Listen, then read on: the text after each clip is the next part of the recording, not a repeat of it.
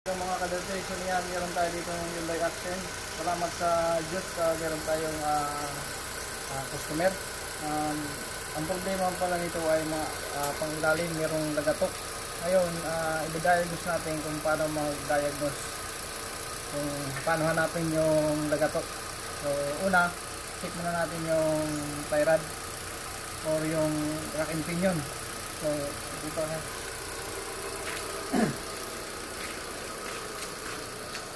So wala dyan, ikutin muna natin itong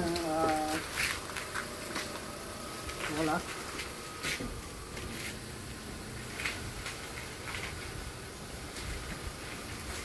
Then tingnan mo kung merong, pag ginaganito mo, merong lagatok. Meron siyang konti. Ngayon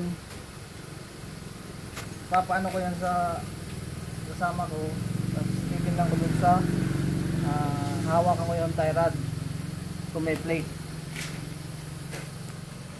Ano mo yung tie rod, ganun mo lang yun.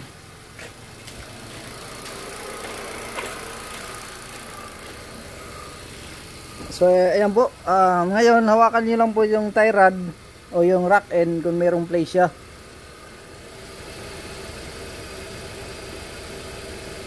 So ayan, meron siyang play. Ngayon i-confirm natin yan kung ang problema niya is rack end, tie rod or yung rack and pinion mismo. Sunod naman sa kabila, rotate.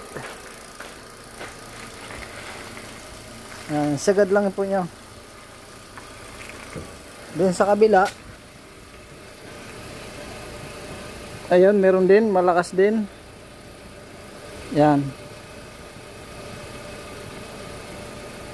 So ngayon,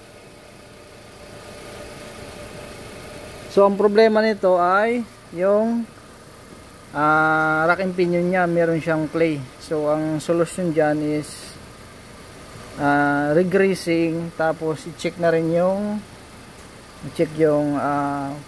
rack bushing niya, yung plastic rack bushing. Tapos siyempre yung rack end, i-check din natin yan.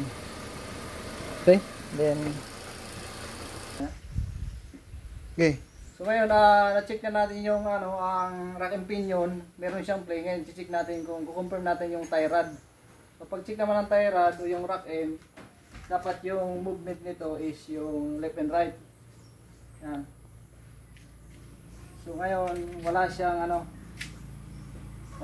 play. Siyempre kabila niyan. Then sunod naman natin yung up and down, yung pag-confirm ng bearing. Meron. Then wala naman.